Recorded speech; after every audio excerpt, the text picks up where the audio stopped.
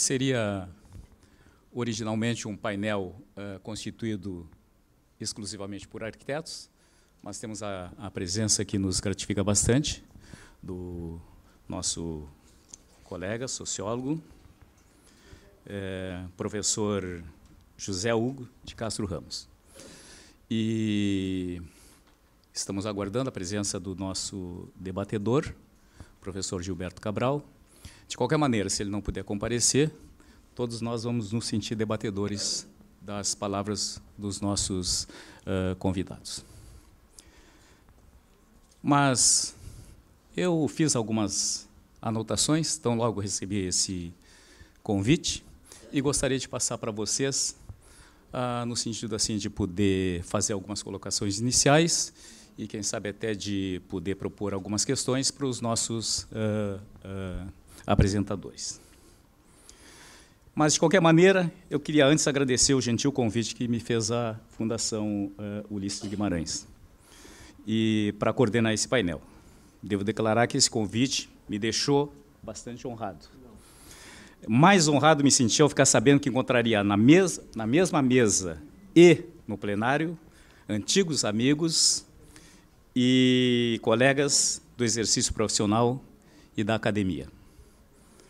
Não posso negar que tanto o convite como a digna companhia muito contribuíram não só para acelerar minha ansiedade, como multiplicar minha responsabilidade na condução dessa mesa, desse evento.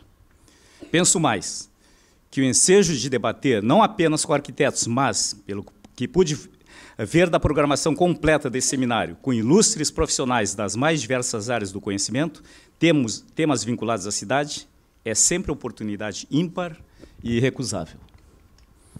Afinal, todos nós reconhecemos a cidade como o nosso lar, o nosso habitat. E essa ideia não é de agora. Vem de antigas gerações, já tem cerca de 5.000 anos, desde que surgiram as primeiras cidades nas planícies úmidas da Mesopotâmia. Também reconhecemos que, se de um lado a cidade pode nos propiciar prazeres, satisfações materiais e espirituais e usufruto de espaços, edifícios e atividades boas e belas, por outro lado, ela, ao mesmo tempo, apresenta faces que nos assustam e problemas os mais variados que parecem insolúveis.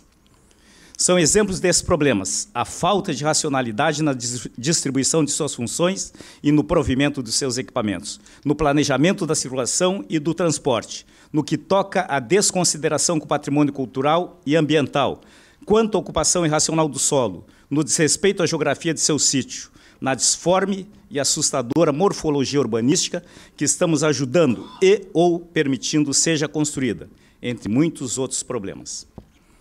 Isso sem falar na miséria, nas doenças, na exclusão social e nos preconceitos que, de tão cruéis que são, negam a boa parte dos cidadãos os benefícios que a cidade, em tese, deveria oferecer a todos. Tudo isso acaba por revelar faces das mais perversas do fenômeno da urbanização. Vou abrir um parêntese para citar Orhan Pamuk, o Prêmio Nobel da Literatura do ano de 2006. Diz ele na página 112 do seu romance autobiográfico Istambul, abre aspas, viajando pela Suíça, Dostoiévski se esforçava para entender o orgulho incomum que os habitantes de Genebra sentiam de sua cidade. Eles olham para os objetos mais comuns, como os postes de rua, como se fossem as coisas mais esplêndidas e gloriosas do mundo, escreveu o chauvinista ocidentófobo, essa classificação é do Pamuk, numa de suas cartas. Tão orgulhosos se sentiam os habitantes de Genebra da sua cidade histórica que, mesmo quando lhes pediam informação mais simples sobre um endereço, respondiam coisas como: siga por essa rua, passando por aquela elegante e magnífica fonte de bronze. Se o habitante de Istambul fosse fazer a mesma coisa, diz Pamuk, poderia descobrir-se emitindo instruções como as que se encontram no conto Bédia e a Linda Eleni, do grande escritor Ahmed Hazin. Siga até passar pelo Amman de Ibrahim Pasha. Caminhe um pouco mais à sua direita, olhando por cima das ruínas, porque acaba de passar os banhos, o Amman.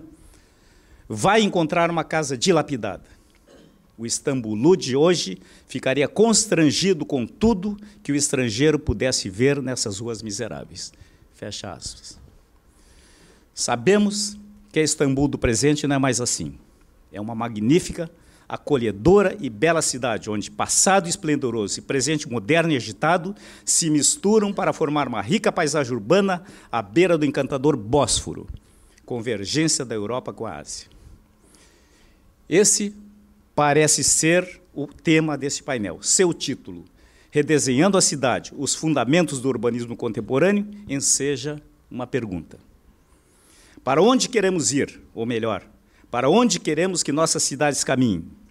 Para uma cidade onde todos, como dizia Dostoiévski dos suíços, possamos falar bem e amorosamente dela, da sua beleza, como da sua harmonia urbanística, de seus valores históricos, de sua paisagem, de seus serviços e equipamentos, de sua organização social, ou, por outro lado, e isso também dependerá em muito da nossa tolerância, para não dizer alienação, uma cidade infeliz, uma casa dilapidada, como a descrita acima pelo escritor turco. Em palestra que fiz num outro evento, procurei identificar, ainda que de forma bastante esquemática, algumas diferenças que, para mim, caracterizam de forma decisiva o urbanismo moderno praticado na América e na Europa. Os americanos, para conter os ímpetos da especulação imobiliária, possivelmente uma das maiores forças a se manifestar no que tange ao uso do solo urbano, decidiram que, para a construção dos gigantescos edifícios, que, aliás, são bem característicos de suas cidades, reservam, de forma muito categórica, exclusivamente áreas centrais das cidades. Fora desse perímetro central, apenas construções de pequeno porte são permitidas. Veja o caso de Los Angeles, Dallas, São Francisco, entre outras. Aliás, é graças a esse tipo de planejamento que o cidadão de São Francisco pode usufruir da vista da Bahia, da Golden Gate e de Alcatraz, da bela paisagem ao fundo, assim como do sol e do ar sem obstruções e barreiras de edifícios que tanto descaracterizam nossas paisagens urbanas. Em suma, o morador de São Francisco pode usufruir de um ambiente urbano mais humanizado. Na Europa, a solução adotada para os mesmos problemas procurou se adaptar à rica e contínua construção de magníficas e históricas cidades. Com isso, lá tomou-se a decisão de preservar o casco antigo das cidades. As grandes construções são permitidas, mas fora desse perímetro histórico central. Paris, Budapeste, Praga, Florença, Amsterdã e muitas outras são exemplos desse urbanismo. Como se vê, americanos e europeus se adaptaram às suas próprias e bem características circunstâncias para planejar suas cidades. Foram além. Diferentemente do que ocorre ainda hoje nas nossas cidades, seus planos urbanísticos são respeitados e valem por muitos anos. Mais do que isso, a manifestação da opinião pública sobre os destinos da cidade e do território é acatada e decisiva.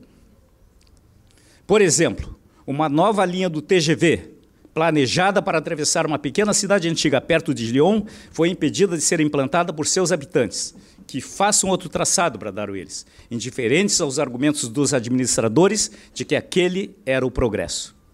Em Boston, os habitantes exigiram a demolição de uma elevada de cerca de 6 quilômetros e sua substituição por um túnel no mesmo local, ao custo de 22 bilhões de dólares.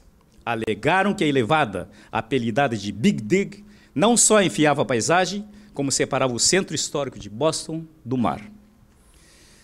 Evidentemente, é importante ter-se consciência que nem tudo são boas decisões nessas cidades. Em algumas, um verdadeiro espaguete de elevadas e autopistas desconstrói o tecido urbano original. Noutras, o urbanismo de subúrbios encarece o funcionamento das mesmas. Tudo depende do automóvel. Bem, estas são apenas algumas das questões do grande e interminável tema que é a cidade.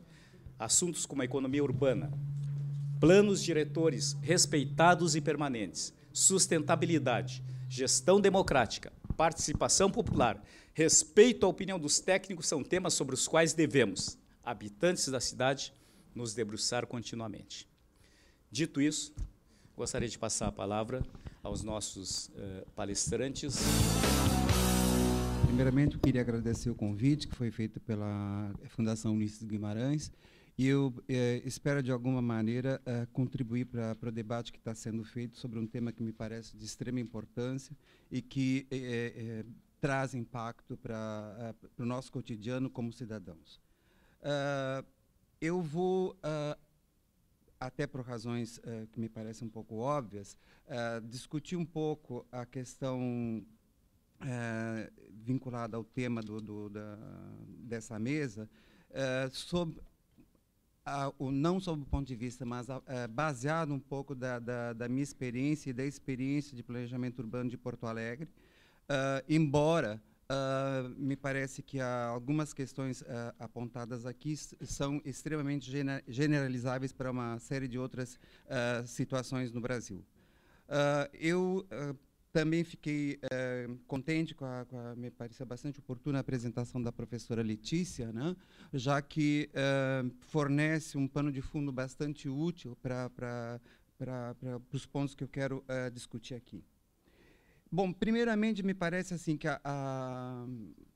como o tema do seminário, né, a questão da cidade contemporânea, novos paradigmas e velhos desafios, parece que os desafios da cidade contemporânea me parece que são realmente velhos. E a impressão que a gente tem é que, independente do paradigma com o qual esses problemas sejam avaliados, eles parecem que nunca são superados. Pelo menos essa sensação que se tem.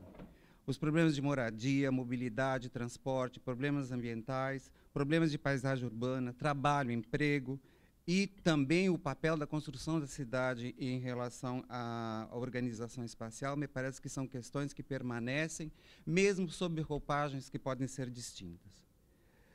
No caso da cidade contemporânea, eu gostaria de limitar minha discussão, até por uma questão de tempo, a dois momentos da experiência recente do urbanismo e do planejamento urbano. Não necessariamente paradigmas, no sentido filosófico do termo, porque eu acho que talvez precisasse um rigor científico um pouco maior para tratar do que eu vou comentar como paradigma, mas de qualquer maneira, o que eu vou tratar são dois tipos ou modelos de planejamento que me parece que são os que mais recentemente se tem trabalhado. O primeiro deles é o que se costumou denominar, às vezes, até em tom pejorativo, de planejamento tecnocrático, e uma versão contemporânea do planejamento que mais ou menos está disseminada, que também, sob diversas formas e roupagens, pode ser genericamente denominado de planejamento estratégico. E, no final, então, eu quero retomar a questão principal do tema. Bom, em relação ao planejamento que a gente costuma ouvir como denominado de tecnocrático, ou pelo menos como ele é tratado, né, há uma grande ênfase no uso da técnica, da tecnologia disponíveis, né, aplicadas ao planejamento urbano por um grupo de especialistas. É claro que eu quero simplesmente lançar uma visão mais corrente para depois comentar algumas coisas. O avanço da ciência e sua aplicação no mundo da cidade poderia ser a base para a solução dos problemas de um modo pragmático e racional. A grande crítica feita ao planejamento tecnocrático é a falta de participação ou reduzido número de agentes sociais intervenientes. Por outro lado, as diversas versões daquilo que se pode chamar de planejamento estratégico têm levado a uma praticamente eliminação das técnicas urbanísticas nos planos recentes. Em Porto Alegre, assim como em tantos outros lugares, produz uma regressão da qualidade técnica dos trabalhos também.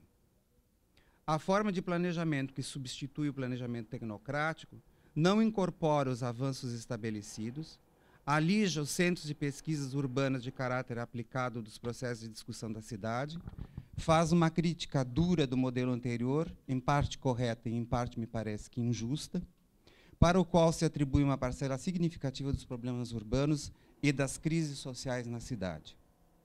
Esta crítica, ela não é claramente de conteúdo ideológico, ou pelo menos assim me parece, já que ela é utilizada tanto para os grupos mais progressistas, ou seja, aqueles que lutam pelo reconhecimento e a inclusão dos setores mais segregados e carentes da sociedade no processo de construção da cidade, como também é utilizado pelos setores mais retrógrados, para os quais a cidade se constitui numa mera mercadoria e um território de negócios e lucro, sem a menor consideração do papel social da cidade. Para estes, flexibilização de regras, rebaixamento generalizado dos padrões de urbanização e o controle dos mecanismos e as instâncias de decisão são as questões fundamentais. Aproximadamente nos últimos 80 anos, a crítica das condições de urbanização acelerada no mundo e as consequências do ponto de vista sanitário, ambiental e de economia urbana produziu uma quantidade enorme de estudos, normas, manuais, enfim, bases sobre as quais uma parte dos problemas urbanos pudesse amparar para ser solucionados. Estudos com forte caráter técnico e científico relacionados a questões de insolação das edificações, insolação e ventilação da cidade, conforto térmico, estudo de materiais, outros dispositivos de controle também, regimes hídricos urbanos e suas relações com os padrões de urbanização, e mais recentemente, e principalmente a partir da grande crise energética global da década de 70, os aspectos de consumo energético e o papel das edificações da cidade nesse problema se tornaram centrais nessa discussão. E uma grande quantidade de recomendações passa a ser usual, inclusive como critérios para desenho da cidade e do seu planejamento. Além disso, uma questão fundamental na construção das cidades e que se refere de perto com as regras de ocupação urbana diz respeito à possibilidade de previsibilidade das relações de vizinhança, as quais, num processo de planejamento minimamente decente e democrático, permite tanto a sua discussão e, no mínimo, o seu conhecimento. Isso é, cada cidadão pode saber de antemão o que pode e o que não pode ocorrer na sua vizinhança e na cidade, e dessa forma, ao menos ao nível teórico, pode tomar suas decisões de localização e ocupação no território. O que parece ter perdido de vista é que um plano tem, ou pelo menos deveria apresentar como função da norma geral, a perspectiva de que, perante ela, todos são iguais, todos têm direitos iguais, todos têm deveres iguais, seja para com a cidade, seja para com os seus vizinhos mais imediatos. O atual plano diretor de Porto Alegre, que se propôs desde o início como uma ruptura de um plano tecnocrático anterior, rompe essa lógica. Faz cumprir a regra geral para os pequenos, trabalha na excepcionalidade para os grandes, exatamente os responsáveis pelas maiores transformações do território da cidade. Nesse sentido, é o plano mais elitista já elaborado em Porto Alegre, já que se baseia na desigualdade das pessoas e nas desigualdades de poder econômico e político. Quem pode, faz o que quer. Quem não pode, cumpre a letra fria da lei. As cláusulas de excepcionalidade, a ruptura da previsibilidade das relações de vizinhança e de um projeto de cidade são as tônicas do atual plano. Deste modo, a lei se torna uma peça decorativa, ou pior, um instrumento que transforma aquilo que, técnica, moral e socialmente é inaceitável ou, no mínimo, questionável, numa prática legalmente estabelecida. O plano elimina como suporte para suas decisões os avanços técnicos e o conhecimento científico acumulado em quase um século. Tudo se torna relativo, manipulável e, no fim, inútil como critério. Uma lei que decidiu se nomear de ambiental promove a maior devastação ambiental no sentido mais amplo e mais grave do termo que a cidade já observou, sob os olhares complacentes e cúmplices dos técnicos municipais, do executivo, do legislativo e de parte da população. Para esses, planejar não significa ter uma visão de futuro, mas sim considerar um aqui e agora que se extingue no momento seguinte. Desenvolvimento e crescimento urbano, cidade para quem? Alguns dados que eu gostaria de trazer para reflexão. O censo demográfico realizado no Brasil em 2010 apresentou o resultado extremamente revelador do quadro das atuais políticas públicas urbanas no país. O número de unidades habitacionais fechadas e desocupadas seria suficiente para suprir todo o atual déficit habitacional do país. De acordo com o IBGE, de 91 ao ano de 2000, Porto Alegre teve um aumento populacional de pouco mais de 97 mil pessoas. De 2000 a 2010, isso é, com uma população em torno de 1.300.000, esse aumento populacional, que em termos absolutos é de cerca de 49.000 pessoas, em termos relativos é de quase zero. Sendo que uma parcela dessas 49.000 pessoas, que foi o incremento populacional de Porto Alegre em 10 anos, faz parte da expansão da população favelada ocorrida em Porto Alegre no período, segundo me consta, dos poucos casos verificados em capitais no país. E, portanto, fora do mercado imobiliário formal atendido. Se adotarmos a média de habitantes por domicílio atual para abrigar esse acréscimo populacional verificado na década, menos do que 17.000 unidades seriam suficientes. No entanto, se examinarmos essas 2 décadas do ponto de vista do crescimento e do investimento imobiliário, ocupação de áreas urbanas novas e a densificação de outras, algo não fecha. Não existe relação entre os padrões de urbanização utilizados recentemente e aqueles propostos pelo plano com o crescimento demográfico apresentado pela cidade. Trocando em miúdos, isso significa que não há pressão demográfica para o nível de expansão do investimento imobiliário, o comprometimento de novas áreas e a expansão territorial da urbanização, nem para os níveis de densificação produzidos em diversos setores da cidade. Qual é o milagre? Por que se constrói nesses níveis em Porto Alegre? Para quem se constrói em Porto Alegre? Qual é o papel social da construção da cidade na atualidade? Eu identificaria, no mínimo, 3 aspectos em relação a esse particular. Primeiramente, o que dá para perceber que há um processo de deslocamento interno da mesma população no interior da cidade, com a ocupação de algumas áreas novas e o esvaziamento de outras. Portanto, é a mesma população que se desloca no espaço. O segundo aspecto é o sucateamento da infraestrutura urbana das áreas densificadas e a exigência de nova infraestrutura para as áreas de expansão, sem uma demanda compatível. A justificativa para a densificação presente no plano, que era de utilização de infraestrutura ociosa, não se rebate nas constantes ampliações ou implantação de redes completamente novas em áreas consideradas como possuidoras de infraestrutura ociosa. Coincidentemente, naquelas que se constituem nos filés mignon do investimento imobiliário na cidade. Finalmente, talvez a mais grave do ponto de vista social e econômico, observe-se a transformação de proprietários fundiários em devedores. A esse respeito, vale a pena lembrar as razões da grande crise americana da década de 90, acirrada em 2008, que a gente ainda tem lembrança, que ainda não está superada. Segundo David Harvey, que é um sociólogo americano conhecido por discutir questões urbanas, ele diz o seguinte: as instituições financeiras concedem empréstimos aos empreendedores imobiliários para que eles desenvolvam grandes áreas na cidade. Você tem os empreendedores que promovem o desenvolvimento, mas o problema é, para quem eles vendem os imóveis?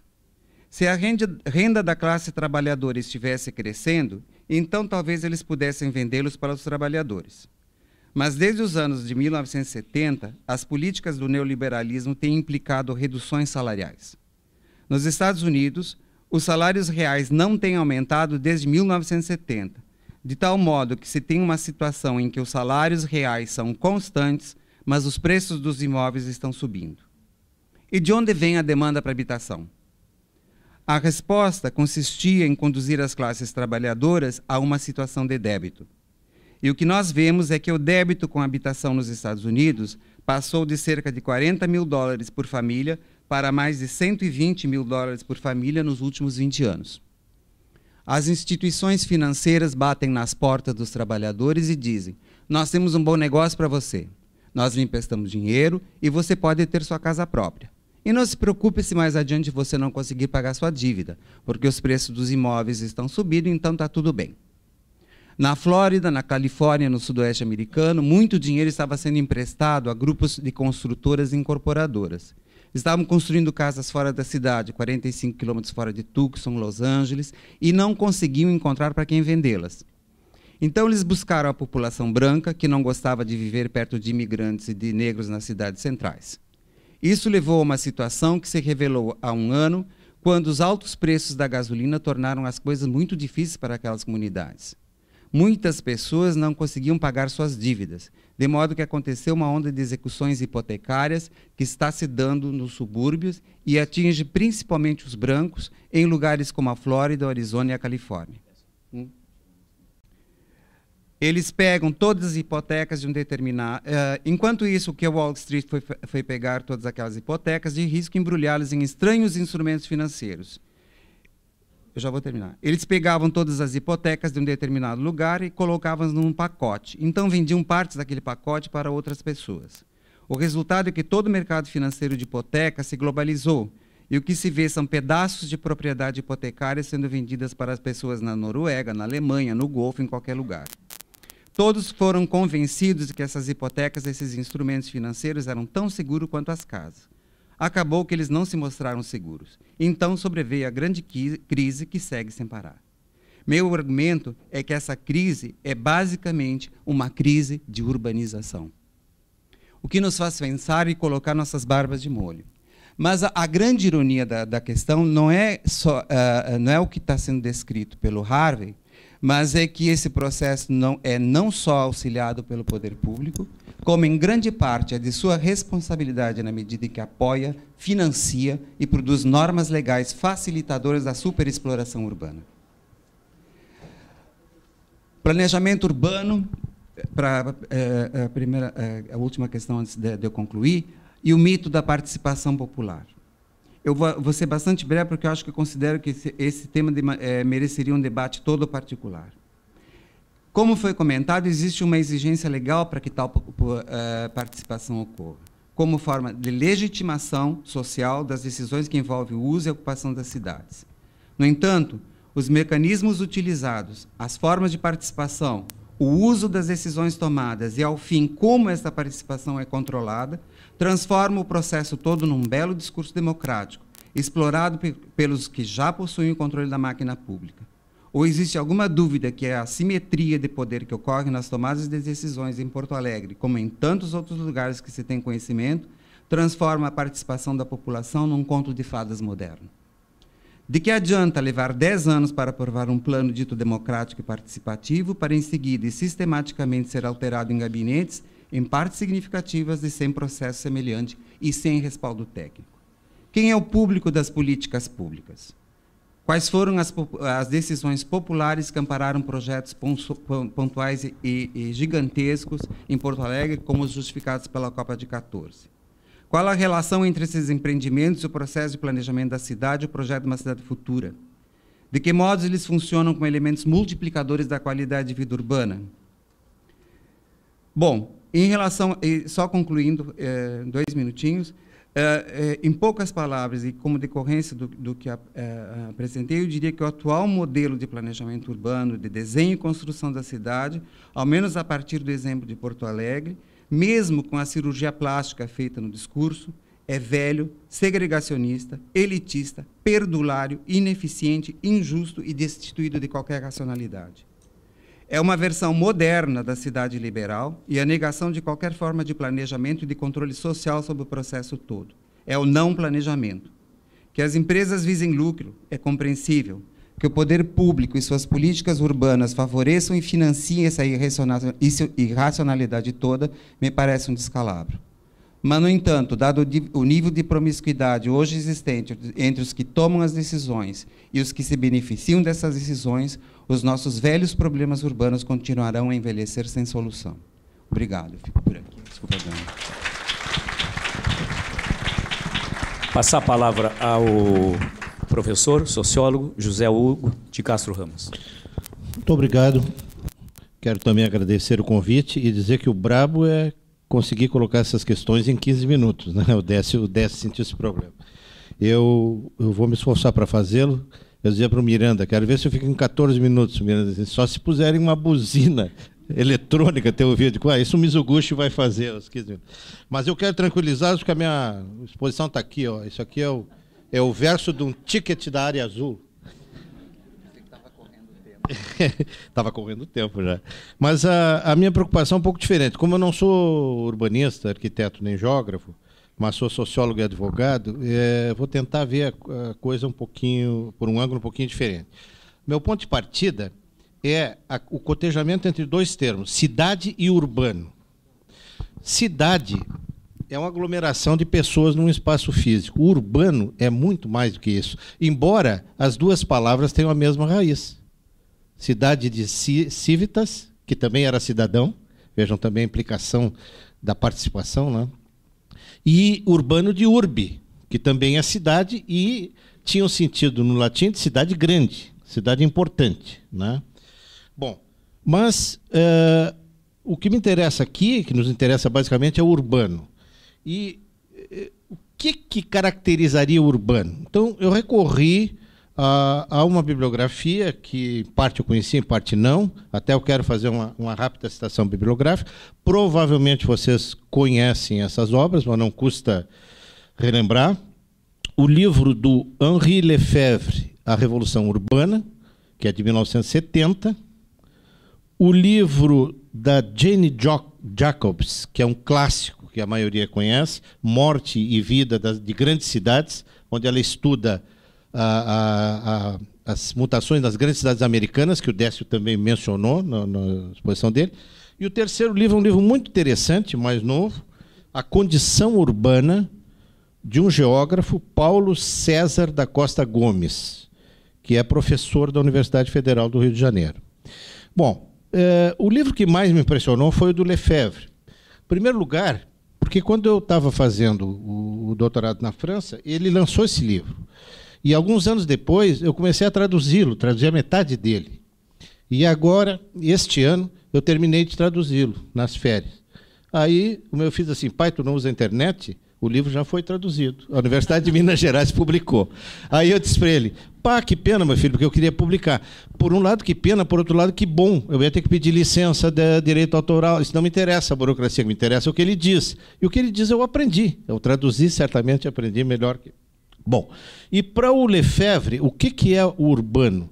Para o Lefebvre, o urbano significa basicamente pós-industrial. Esse é um conceito importante de reter. Porque, na prática, ele faz uma classificação das sociedades, ao longo da história, em agrícolas, industriais e agora pós-industrial. Mas aí nós ficamos com um problema. O que é pós-industrial? Né? E, por indicação de amigos e até dos meus filhos, minha filha é professora de geografia, meu filho é advogado, eles mesmos me trouxeram socorro com uma bibliografia complementar. O livro do Claude Lipovetsky, que teve aqui na Fronteira dos Pensamentos, o ano passado, sobre a questão do pós-moderno. Porque alguns consideram que o urbano está ligado ao pós-moderno, ao pós-industrial ou ao pós-moderno. E alguns outros ao pós-pós-moderno. Só que isso não nos esclarece. O que é pós-industrial, pós-moderno, pós-pós-moderno? Né? Aí eu fui ler um pouco o Lipovetsky, não gostei. E a outra indicação que eu recebi, que é muito interessante, é a do Zygmunt Baumbach, que tem um livro chamado Modernidade Líquida, que, apesar do título um pouco estranho, é muito interessante, muito bom. Mas o que eu deduzi dessa leitura, porque, como diziam os antigos, cultura é aquilo que fica depois que a gente esquece tudo aquilo que a gente leu. Né? E o que me interessava é o que eu deduzia disso aqui. Eu deduzi que esse pós-industrial ou pós-urbano ele está ligado a mudanças extremamente profundas e rápidas que estão ocorrendo na sociedade em vários setores. Né? No setor espacial, na cidade, no setor das relações sociais, mudam as relações sociais, né? Ao passar do mundo industrial para o urbano. Das instituições, dos valores, das classes sociais e do Estado. Na verdade, nós temos mudança em todos esses níveis. E se nós quisermos entender o que é urbano com o pós-industrial, nós temos que estudar isso aqui. Ninguém tem uma resposta clara e completa disso aqui. Uns responderam um pedaço, outros, mas nós precisamos fazer, como dizia a arquiteta Letícia, a integração. A cidade tem que fazer a integração. Porque nós temos um grande domínio de partes ou de pedaços. Né? Bem, ao tentar fazer essa integração, porque, por exemplo, só para dar alguns exemplos, concretizar, eu estava pensando, a questão das classes sociais. Né? A definição, a classificação do Lefebvre, que era marxista e que foi comunista, né?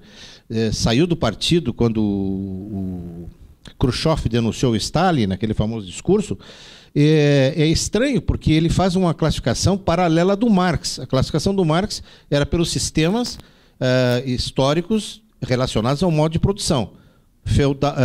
Feudal, asiático, feudal, capitalista e socialista, né? O comunismo.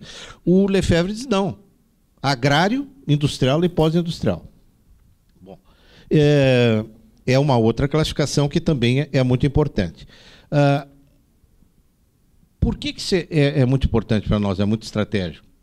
Porque nós precisamos compreender a raiz dessas coisas e ligar essas partes.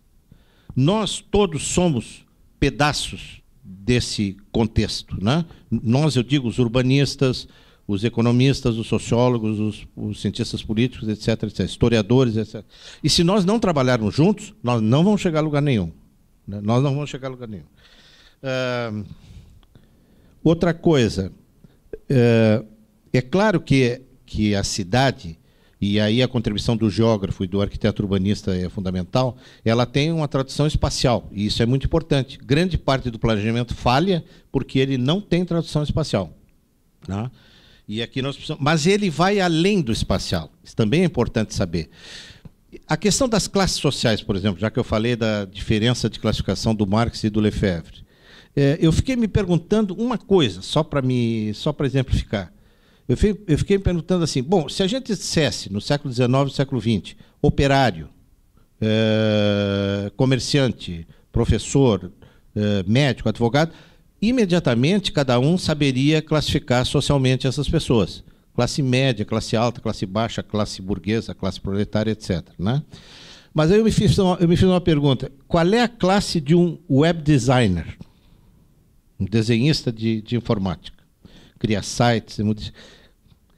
Será que nós podemos equipará-la a um alfaiate artesanal do século XVIII, XIX ou XX? E que classe ele é hoje? Nós não sabemos mais. Isso é uma coisa que muda completamente. Nós temos centenas de situações como essa.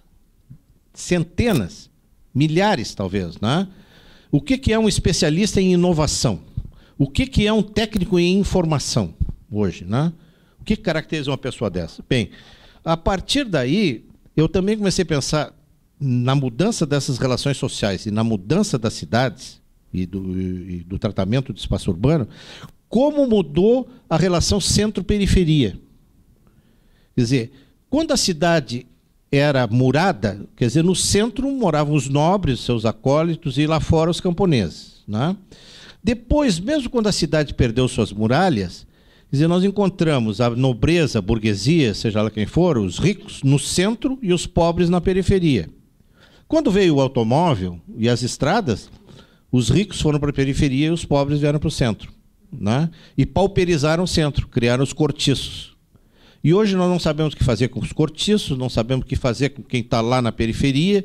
Né? É aquilo que o Décio retratou muito bem aí, quer dizer, se faz um plano diretor que não se sabe de onde vem, para onde vai, para que vai resolver. E, a partir daí, vem outro aspecto, agora do ponto de vista político, que é a área do Corsetti, né? Que é a questão do Estado. Como é que o Estado interfere nisso aqui? O Estado interfere claudicante, capengando, inseguro, incerto. Porque, ora, ele quer resolver isso de cima, que ele chamou de planejamento tecnocrático. Ora, quer resolver de baixo, participação popular, geralmente manipulada. Quase sempre manipulada, em todas as experiências conhecidas, todos os matizes manipulados. E hoje nós temos a conclusão, e aí vem aquela dúvida que o Décio colocou bem, planejamento tecnocrático ou estratégico? Eu acho que estratégico, em primeiro lugar, claro. Né? Daí a questão do Estatuto da Cidade. Eu acho que nós precisamos de mais plano diretor e não menos plano diretor. Mas, vejam bem, o Estatuto da Cidade não diz que o plano diretor é de obras, ele diz que é plano diretor de desenvolvimento. Então, nós temos que pensar isso como um processo mais amplo. Claro, onde o espaço físico é a base natural, indiscutível, indispensável, mas onde nós temos que ir além. O que nós queremos resolver, aonde queremos resolver, como queremos resolver e quanto custa isso. Quanto à questão da participação popular, tomando três depoimentos aqui, o do prefeito Dyson e da Laís, que elas falaram, o prefeito Dyson falou o seguinte: como é que eu vou governar, chamar atenção para as coisas mais importantes, se o meu munícipe vem me pedir saibro ou pintura do meio-fio? E a Laís disse assim: participação até agora, nós temos visto, fica no nível reivindicatório.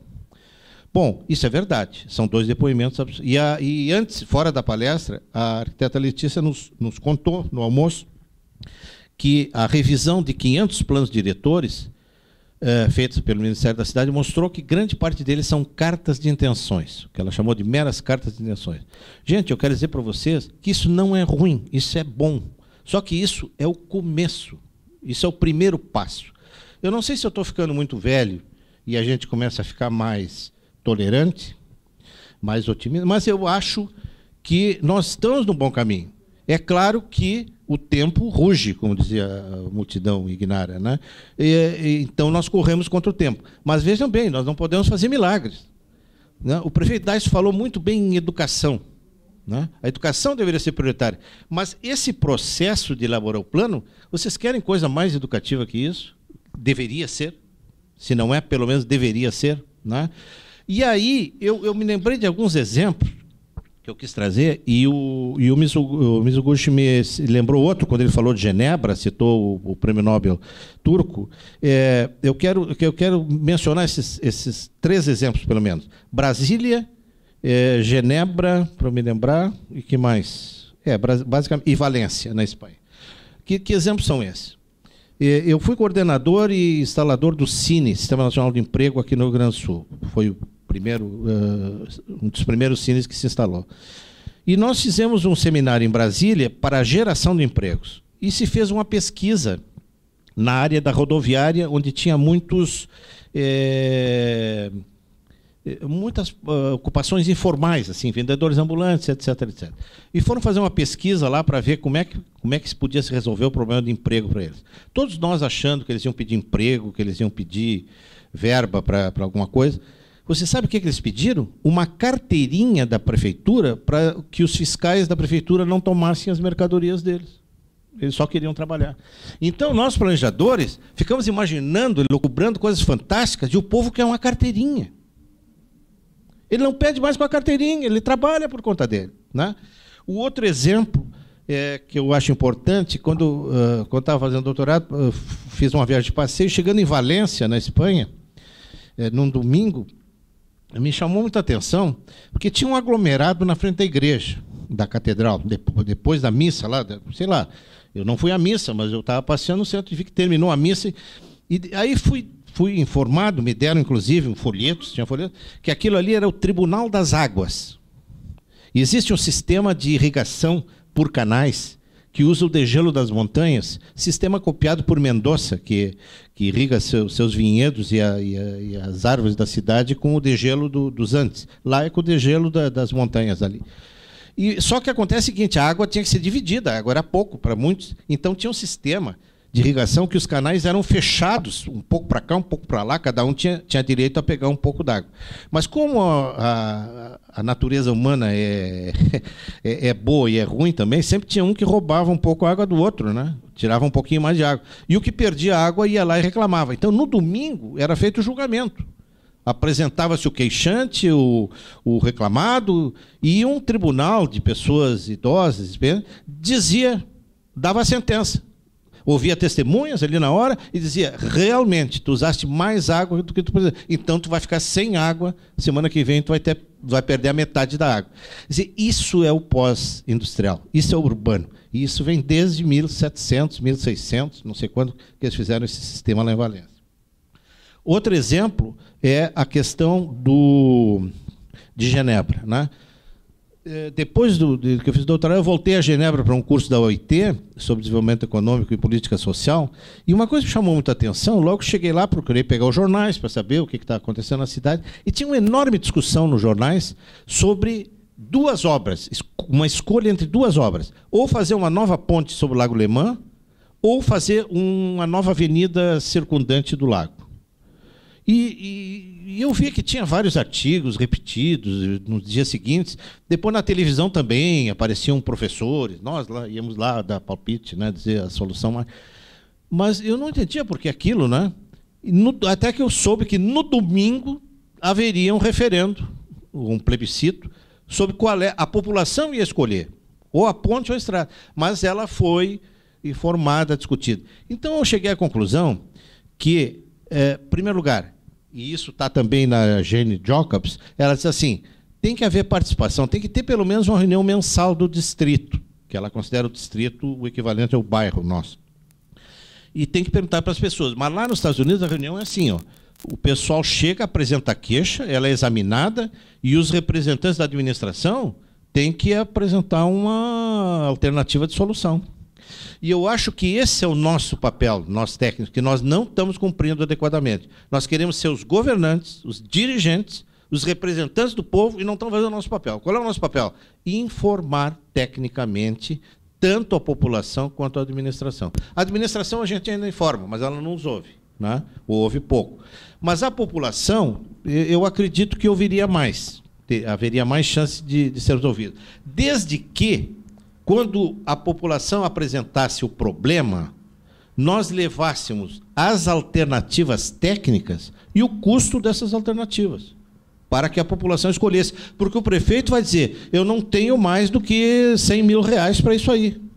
O que vocês querem que faça? A solução perfeita, a imperfeita, a média, né?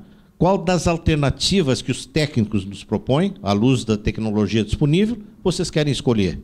Aí se dá a educação e a corresponsabilização dos cidadãos, dos que vivem Professor. Na cidade. Termino. E o último exemplo, eu estava escutando agora essa semana um documentário que tinha uma velha entrevista do arquiteto Oscar Niemeyer. Está dando microfonia, ficou ligado. Uma velha entrevista do Niemeyer, ainda moço, quando Brasília completou 1 milhão de habitantes. E foram perguntar para ele. O arquiteto Niemeyer, Brasília não foi planejada para chegar a 1 milhão de habitantes. Chegou. O que o senhor diz? O que o senhor acha? E o Niemeyer, com aquela voz, disse, tem que parar. Tem que parar. Se não parar, Brasília vai se degradar como o Rio, como São Paulo. E é o que está acontecendo. Mas ele disse, tem que fazer outras cidades, tem que fazer outras cidades. E está certo. Então eu concluo dizendo o seguinte, nós temos que pensar em esquartejar nossas grandes cidades, que vai ser a única solução para o problema, ou seja, por bairros. Paris tem 20 arrondissements, são 20 prefeituras, subprefeituras, e funciona razoavelmente bem, né? Londres tem uma coisa parecida. Nós temos que esquartejar as grandes cidades. Alguém falou em auxiliar as pequenas cidades para que elas não criem os problemas. Eu acho que nós temos que ter um problema preventivo nas pequenas, mas nós temos que conhecer melhor a realidade. E eu encerro aqui, coordenador, porque é o seguinte, nós não conhecemos bem a realidade. E embora alguém tenha falado, acho que é a Laís, só temos diagnóstico, temos diagnóstico e são insuficientes. Apesar de tudo que nós temos, porque nós não conhecemos direito a realidade. Nós temos 5.565 municípios, que nós dissemos que são 5.565 cidades. Não são. Tem um livro muito interessante do José Eli da Veiga, da USP, que ele diz o Brasil rural. E subtítulo, o Brasil não é tão urbano quanto pensa. Claro, porque para o IBGE, urbano ou cidade é toda a sede de município ou distrito. Nós sabemos que não é verdade. Desses 5.000 municípios, nós temos 500 cidades, ou 600, ou 1.000, ou 1.500, não mais que isso. O resto são rurbanas, são comunidades rurbanas. E nós não podemos tratar uma comunidade rurbana como uma comunidade urbana, muito menos como uma metrópole. Então nós temos que ter uma política para áreas metropolitanas, que é completamente diferente, uma política para cidades intermediárias. Nós devíamos tratar com muito carinho cidades entre 30 e 40 mil, que é o momento em que a gente tem realmente uma cidade, e 500 mil, ou 1 milhão, porque é aí que está o nó do problema no futuro. E outra política preventiva para as pequenas cidades, onde o problema é muito menor e com recursos muito menores a gente resolve. Bem, pessoal, é isso. Se a gente sentar como está aqui, pensando, discutindo, nós vamos chegar a algum lugar. E se a gente misturar cabeças brancas que eu vejo aqui, com jovens que estão participando, nós vamos avançar muito, porque nós já avançamos, nós estamos no bom caminho, né? Alguém falou no ex-presidente que era ignorante, mas não é burro, né? O povo também, ele é ignorante, mas não é burro. Se perguntarem para ele direito, ele vai saber responder. Obrigado.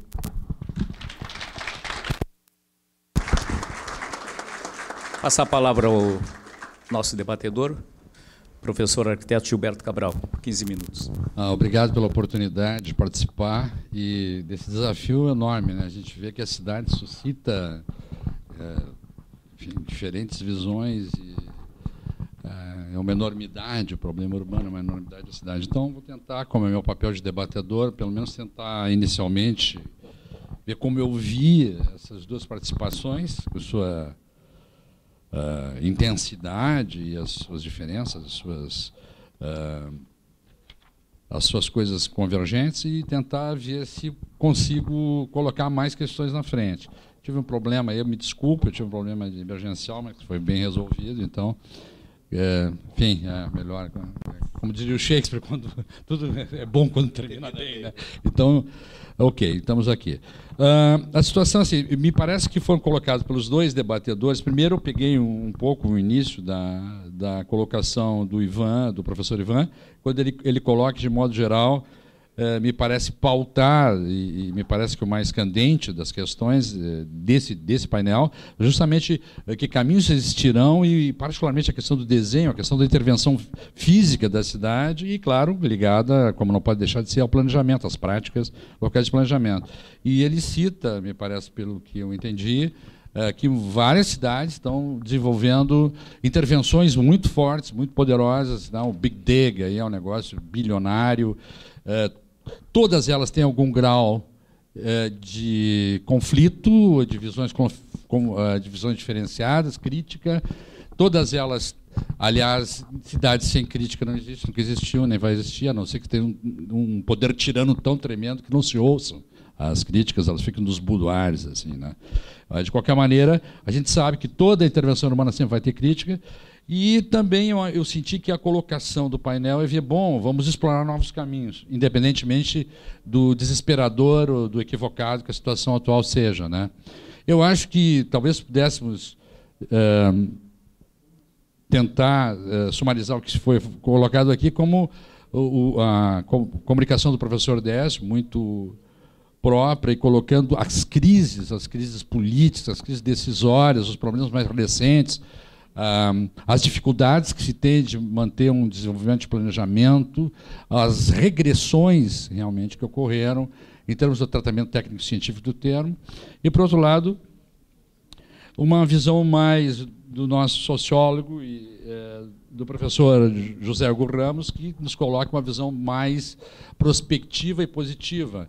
Eu acho que a crise, justamente, é o termo paradoxal, né? Ela é oportunidade. Isso é uma coisa tão comum, mas vale para o caso, né? O fato de uma coisa ser comum e corriqueira não quer dizer que ela não seja válida. Ser óbvio, às vezes é válido, né?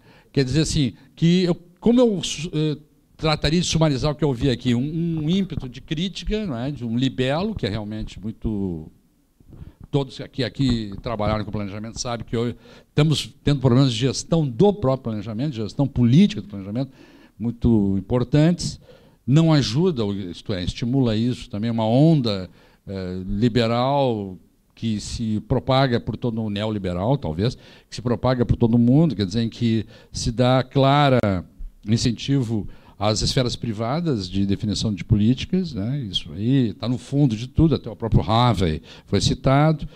A questão da participação, sempre presente, perpassava as duas definições, então desce um pouco mais, nos trazendo o lado da crise, do pepino, do problema, mas o professor Ramos, o professor Décio, o professor Ramos, já nos traz, talvez, que essa crise, que essas dificuldades desmontam, talvez, algumas estruturas e nos trazem alguma esperança de transformação.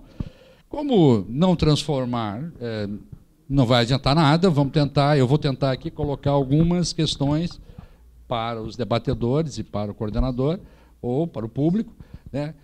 Como daqui para frente, porque chorar o leite derramado é simplesmente uma atividade absolutamente... O leite não pode ser recebido. A tendência natural para a entropia nos diz que não dá para recolher o leite pingo a pingo e limpá-lo e transformá-lo de novo em leite. Então, eu acho que eu colocarei a meu posicionamento aqui como sendo tentar prospectar possibilidades, processos que deveriam ser controlados. Então, eu coloco mais a questão como sendo o planejamento do controle, da regra. Não acho, de maneira nenhuma, que se pode viver sem regra no fenômeno urbano. Que regra é, como ela é feita, de que forma ela é gestada dentro de uma sociedade e que papéis técnicos tem na formulação, na divulgação, na difusão dessa regra e no retorno do feedback, digamos assim, sociopolítico disso aí, é uma outra questão. Agora que a regra é fundamental num fenômeno urbano, que é um fenômeno orgânico e de difícil controle e cujo descontrole pode causar profundos desequilíbrios, como também o professor Décio colocou, em termos da equanimidade necessária para uma sociedade avançada, né? Principalmente uma sociedade ainda extremamente segregada, né? Como a sociedade brasileira. Então, o urbano é o lugar de todos nós, cada vez mais. Estamos indo aí para 90%, talvez, de população urbanizada. As grandes cidades brasileiras congregam, vamos dizer assim, acumulam uma população de baixíssima renda, os problemas sociais delas são quase magnificados pelo atrito que existe dos diversos grupos sociais e o acesso absolutamente diferenciado e muito diferente mesmo a todas a infraestrutura e a todos os serviços urbanos, tudo nós sabemos. Então, eu acho que tem dois tipos, então, de vieses. Então, me parece que uma das questões que tem que ser colocada, independentemente do planejamento regrador e, digamos, técnico, se aurindo em desenvolvimento da ciência, da técnica urbana, de outras várias ciências correlatas, né, dos espaciais, quer dizer, tem esse lado, e esse lado, eu acho que sempre coibir e organizar é uma tendência. Agora, surgiu uma certa... Eu acho que surgiu uma coisa que não podemos deixar de lado. Até o Manuel Castells II fala muito disso. Não falo Manuel Castells I, o crítico sociólogo do Questão Urbana, mas agora o 2 é o que está falando a favor, digamos, não da posição da cidade como o foco mundial de uma nova matriz, né, desses pós-industrial, que seria a industrialização num nível muito mais avançado, né? E que o plano estratégico é um fundamento de um novo planejamento. Eu acho que tem algum ponto positivo nesse sentido, e não são todas as experiências de planejamento estratégico que têm isso, existem várias diferenciações, vou citar um pouquinho algumas, mas que o planejamento estratégico, pura e simples, ele pode ser interpretado como simplesmente tornar a cidade uma empresa privada. Pronto. Aí é um planejamento estratégico que tem sido seguido em países anglo-saxões com tremendos problemas. Então, depois isso aí vai gerar alguma pergunta. Mas também é um planejamento estratégico que reconhece que a ação proativa do Estado e junto com os agentes públicos, sejam eles os agentes privados, agentes econômicos, né, que são a sociedade organizada, o privado das empresas, né, como também a sociedade civil, que esse planejamento tem uma condição de ser proativo no sentido de examinar, projetar os problemas da cidade. Tentar determinar o futuro da cidade, não apenas regulando, mas também criando incentivos para as novas alternativas, né? Particularmente tendo em vista o papel da cidade como centro de inovação e centro de uma, eu diria até de uma estrutura que pode permitir a cidade sendo também não só para lucrarem mais as empresas, mas a cidade também para que a população tenha um crescimento. A cidade é um foco de saber, foco de inovação, o foco de interação, e isso ela nunca deixou de ser. Está aí no Lefebvre, está aí em qualquer um analista da cidade, ou um historiador. Mas, nesse nova matriz, os grandes setores que agregam, que seria o pós-industrial, que é uma indústria que agrega comunicação, informação, conhecimento, eu acho que tem tudo a ver com a promoção também que nós necessitamos da sociedade. Então, eu vejo sim um planejamento estratégico dividido em duas grandes categorias. Uma que é simplesmente privatizar a cidade e a outra que é o que se tenta fazer, em alguns são exemplos como Barcelona teve algum atingimento de alguma dessas metas, que é um processo de tentar fazer com que a cidade planeje-se não apenas regulando o que existe, né? Ou tentando entender, ou apagando incêndio. É a cidade criando papéis novos para a cidade, incentivando novas estruturas, novos equipamentos urbanos, ou de enlace com o global, né, enlace com essas redes todas que existem, novas tecnologias, novos enlaces. Eu acho que isso pode ser positivo.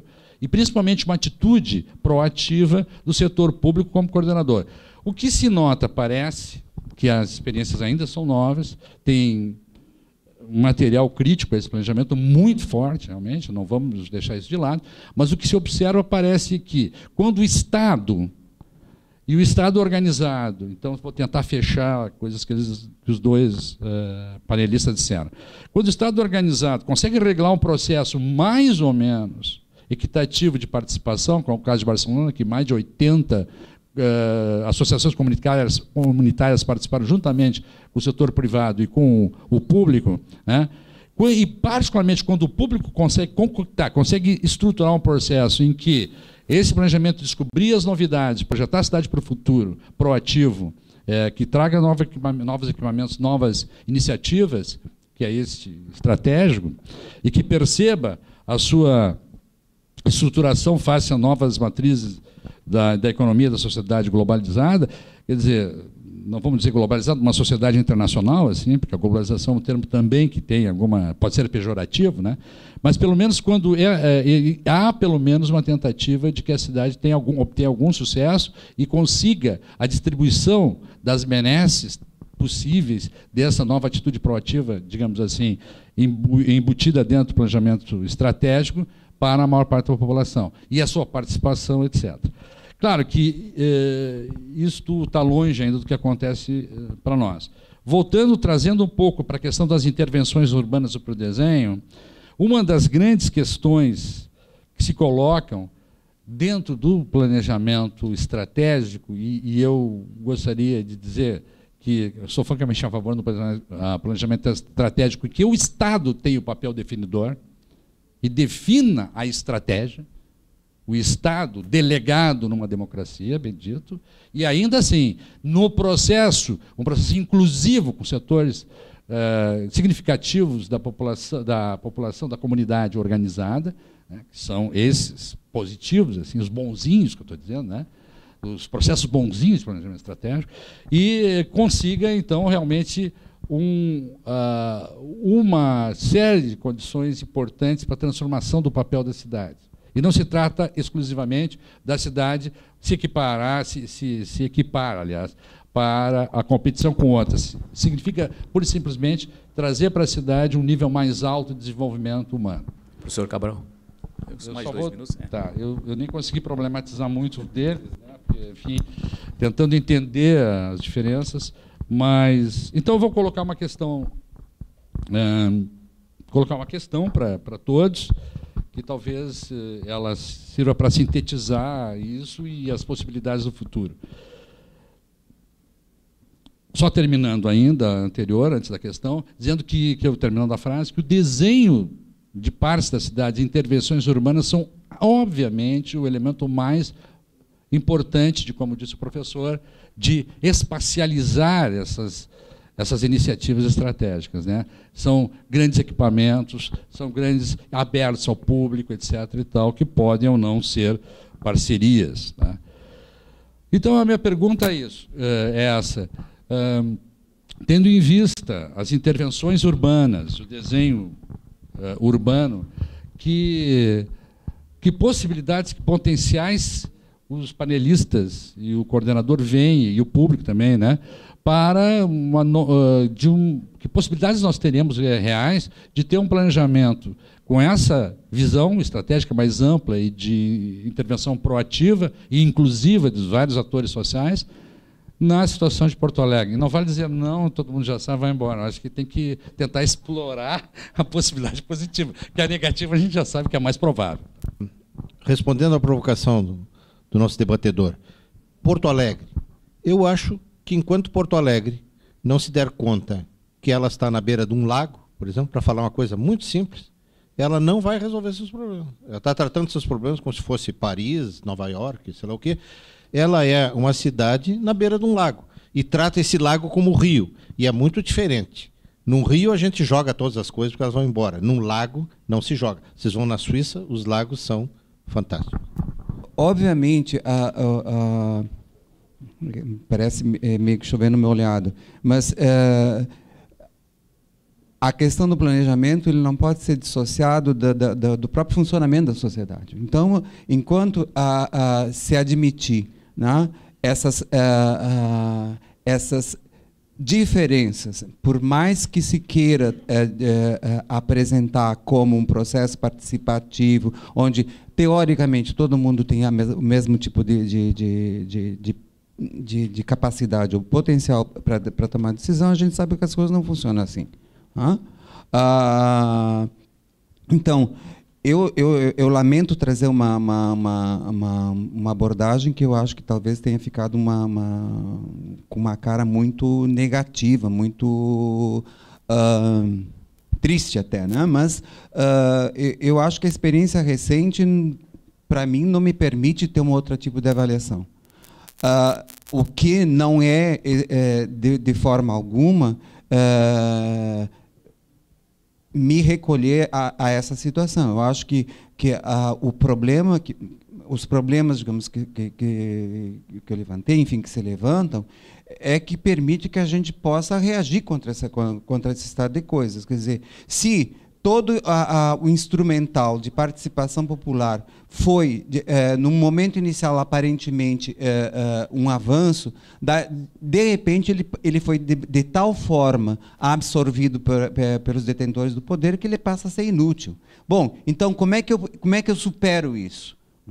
Então, se não funciona mais, e a gente vê no caso de Porto Alegre, as instâncias decisórias do plano, são representantes, são todas as mesmas pessoas representando os mesmos interesses.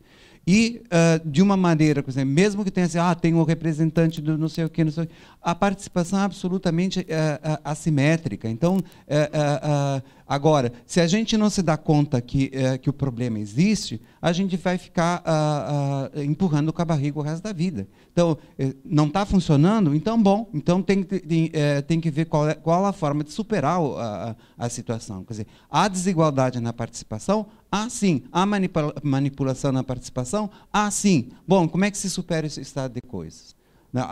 Então, eu só queria saber também, claro que existe formas de superação. Eu só não queria que ficasse É severo, mas não é negativo. Exato. Todos nós, né, acreditamos que é possível. Mas acho que uma das coisas, só para dizer uma coisa positiva no fim, sei lá, com tudo que foi colocado, e as agruras são realmente doloridas, mas essa cidade teve um plebiscito agora e parece que terminaram, né, uma intervenção que me parecia não adequada, né? Um plebiscito que não é na Suíça, acostumada por uma democracia, sei lá, milenar não sei, mas centenária, multicentenária, plebiscitária. Quer dizer, pode não ser a solução para todos os males, mas mostra que algumas possibilidades de participação em função... É a única mesmo também, mas... Eu acho que é a única, né? Tá? Ok, então, pelo menos houve uma participação. Muito bem, agradeço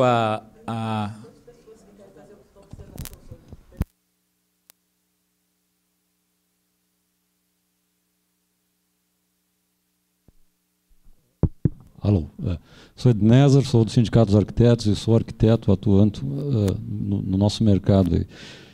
E para corroborar, ex-aluno do 10º, então vou ter que fazer uma pergunta inteligente para ele, para ver se eu não recebo não decepcionar. Já foi, né? Não, mas acho que também para o professor Ramos, que eu acho que é importante nós entendermos essa conjuntura toda que... E vou fazer uma sugestão para a coordenação. Nós tínhamos que fazer essa discussão aqui numa vinícola, viu? Porque aí a gente conseguiria levar com mais tempo isso.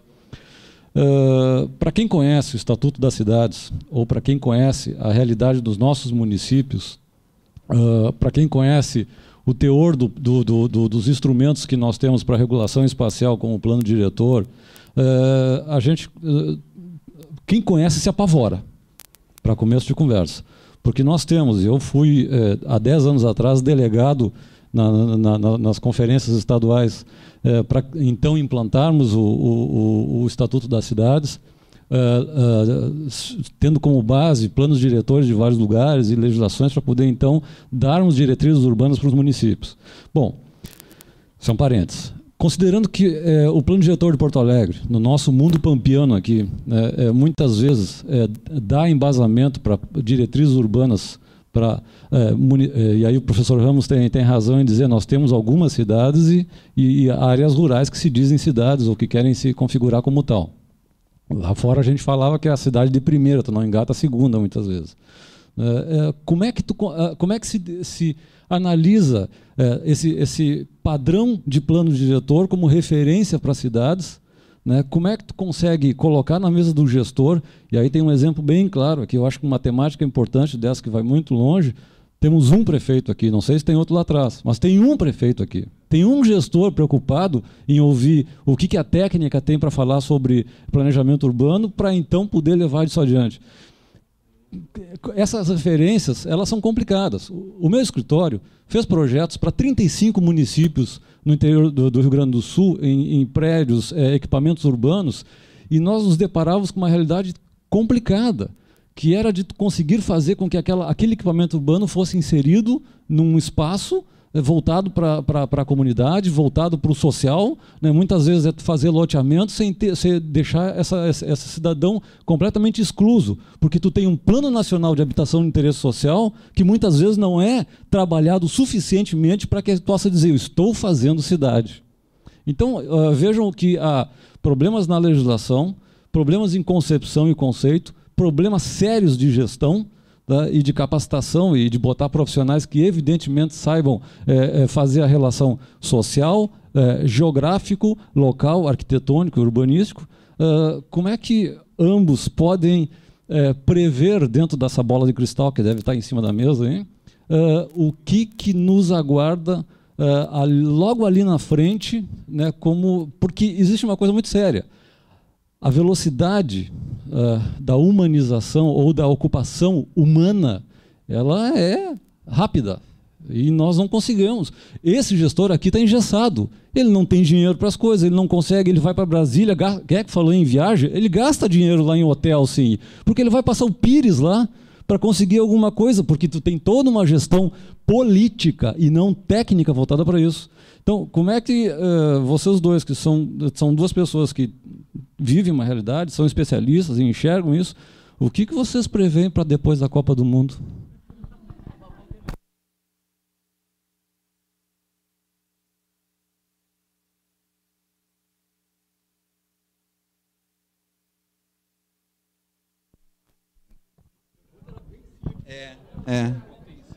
Estou com a professora, agora tu tem que dar uma... Agora o professor vai mostrar assim. Bom, pelo menos a Dilma teve o bom senso de vetar pela segunda vez o uso do Fundo de Garantia para obras da Copa. Quer dizer, a gente já teve um exemplo do saque que foi do dinheiro público para a construção de Brasília, que foi financiado pelo INSS, até hoje não se recuperou. E agora, com a desculpa da Copa, queriam botar a mão no Fundo de Garantia. O que sobra da Copa, eu acho que assim, para Porto Alegre, eu acho que sobra muito pouco. Quer dizer, tu tem obras que são obras não necessariamente voltadas para a Copa, elas são feitas com a desculpa da Copa, né? Mas com um impacto, eu acho, do ponto de vista da estrutura urbana, muito pequenas. Né? Quer dizer, as melhorias, por exemplo, as melhorias previstas para a Copa vão convir, né? Quer dizer, o asfaltamento dos corredores de transporte coletivo, quer dizer, estão caindo aos pedaços há anos, né, aqui em Porto Alegre. Né? Não vê um asfalto novo olha, no mínimo uns 10 anos. Quer dizer, tu esperar a Copa para poder dizer, olha, é obra da Copa, por favor, é obra para a cidade que está precisando há muito tempo. Então, a maior parte dessas obras são obras necessárias, mas para o funcionamento normal da cidade. Quer dizer, o que adianta fazer uma obra para quantos? 2 jogos? 3 jogos? 5. 5? Não, 3. 3 jogos. Quer dizer, tu vai juntar o quê? No máximo 150 mil pessoas, né, durante esse período? Quer dizer, não há justificativa técnica muito grande para grandes obras ou grandes investimentos específicos para a Copa. Né? Então, claro, é sempre uma boa oportunidade de fazer aquilo que a cidade pode fazer, aproveitando, digamos,